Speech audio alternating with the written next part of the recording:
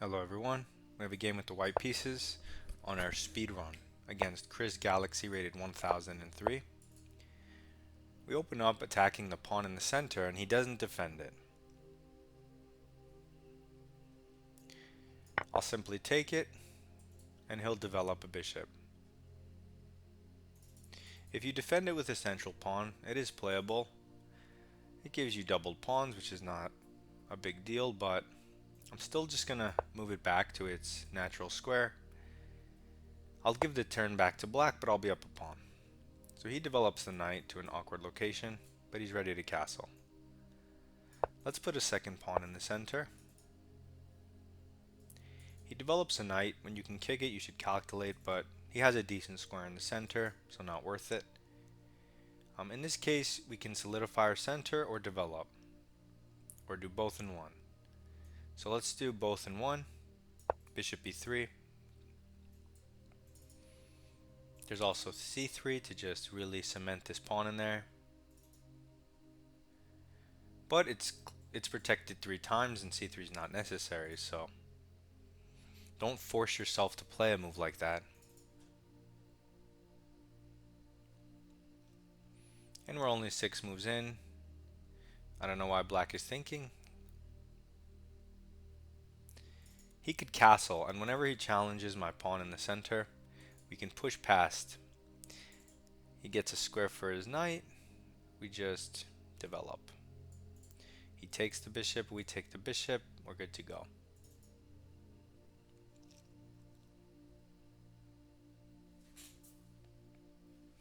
Also, if he goes here, take, he takes with the knight. We push past, then he takes here.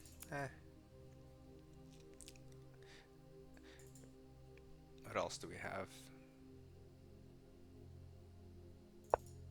Okay, he only goes 1 to d6, opening up his light square bishop.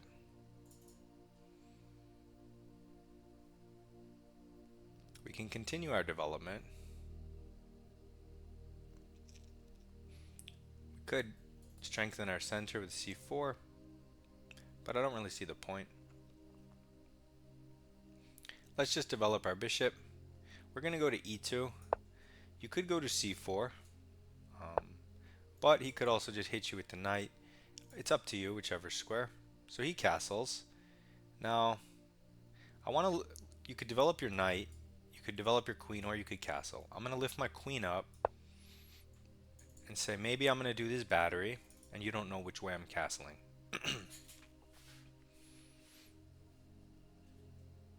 You know, the knight's not essential to develop yet because it's not like he can hit this pawn. He puts his bishop here, which looks natural enough, but the drawback of this move is maybe there's a fork. He might be counting on winning the rook, so let's calculate. We push. He gets a pawn. We get a bishop. He gets a rook. We get a pawn. Maybe he gets the pawn. I mean, it's playable for him. So let's develop one turn. And now we're ready to fork him next. We also have all of our minor pieces out to look great. 2 pawns in the center. We're ready to castle on move 10. We did all just the basic stuff, right? So the basic stuff works for a pretty long while in chess.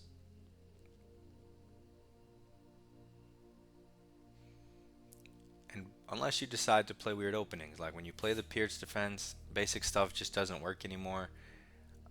I mean, concepts still work, center and development, of course, but natural moves don't work as much. The moves aren't as obvious. You're kind of complicating things for yourself. So he goes b6, which threatens nothing and weakens the light squares and his knight. He also didn't stop us from forking him. So now we can fork him, and the game is over as of move 10. You see, if you just castled, you would have missed this opportunity. So he sacks the bishop to get a pawn, but we get a piece. Now we don't mind piece trades because we're up an entire piece. So we're going to take his best piece, the centralized knight, and we'll trade it for ours, giving our bishop a little more scope.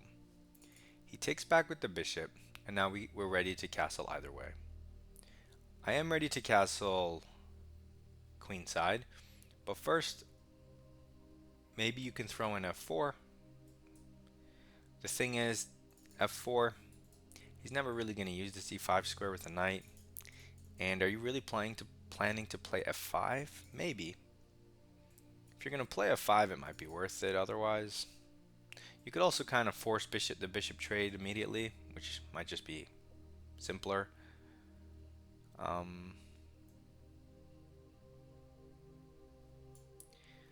Let's just castle. You have lots of moves. You can do whatever you want. You have a clean light squared bishop. He has weak light squares, his weak dark squares.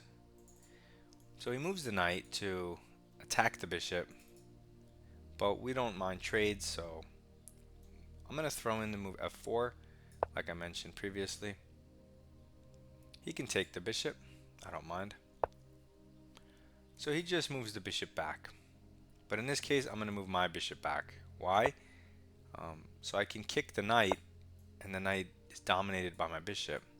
So he puts his queen here, and if you're not careful and move your knight, you're going to get mated in one. So even though you're up a piece, you could mess it up. But right now, I'm going to kick this knight and force it to retreat and block his rooks, where his rooks would go. After the knight no longer controls the square, we can put our bishop back where it was and force the issue. Also, his queen is almost trapped. We probably could have set up a queen trap, but that's more playing for tricks. Although a4, which does set it up, isn't a trick move because a5 is a thing against his king. So maybe we could have thrown that in because now he goes to a5. In any case, you're up a piece, so let's just take the trade. Let's improve our queen with check. Okay. His queen's kind of stuck on our side of the board. We can try to go g5 and say where you're going. You know, you're stuck, but that's hardly necessary.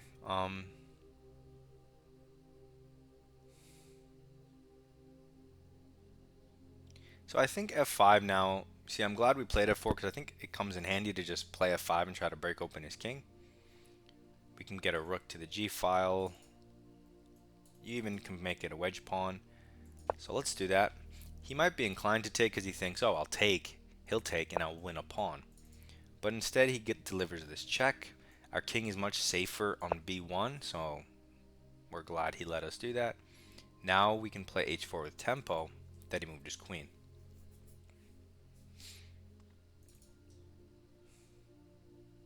And our position's crushing. So he counterattacks our queen.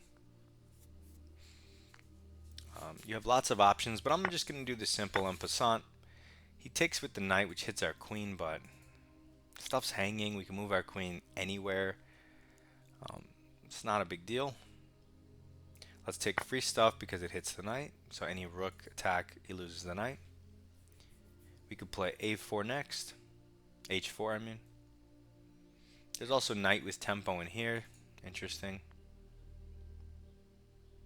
So the game's over and he should definitely resign.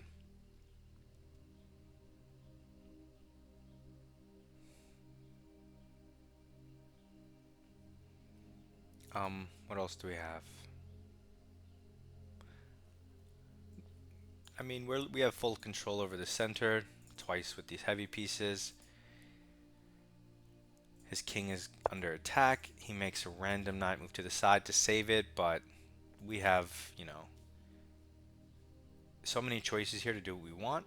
I'm going to start with a free move, h4. Because where does his queen go? It goes back in alignment with my rook. So I'm already looking for ways to move my queen to hit his queen.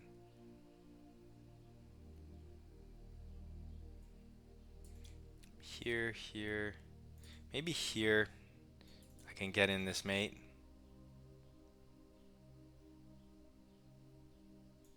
Yeah, it's out of the way of the rook. Now I'm hitting his queen, so it looks like a defensive retreat, but it's an attacking move. Now he moves his queen again. So if we push the pawn, which I would want to do, he can take this pawn with the queen. And if we go here, he can just go in here. So maybe bring the knight in. Maybe the time has come. Our king is safe. If he ever does this, we just take the knight. We also have rook up. Let's just say he hides back in the hole. We could push the pawn maybe, and his queen is missing from the game. This, if he hides in the hole, we have checks. So let's use the knight instead of the rook for checkmate patterns and tactics. I've also deemed that it's not necessary for defense. His queen can only go back for this diagonal anyway. So it goes here, which threatens nothing except to maybe coordinate one day and try to attack a pawn. Now if I go here and he goes here, this hangs his queen. If I go here and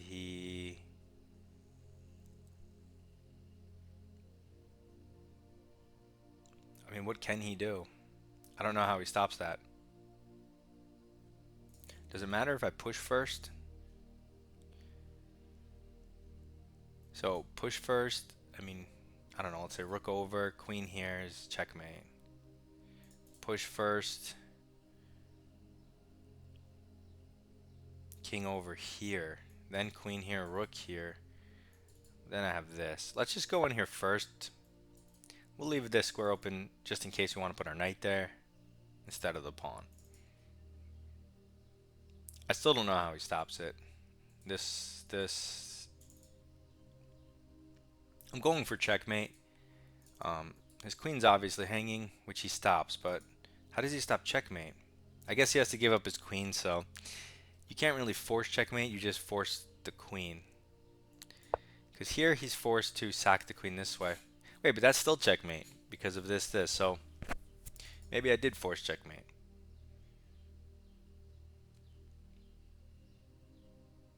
I'll have to check with the engine if this is forced, because sacking the queen doesn't save him here.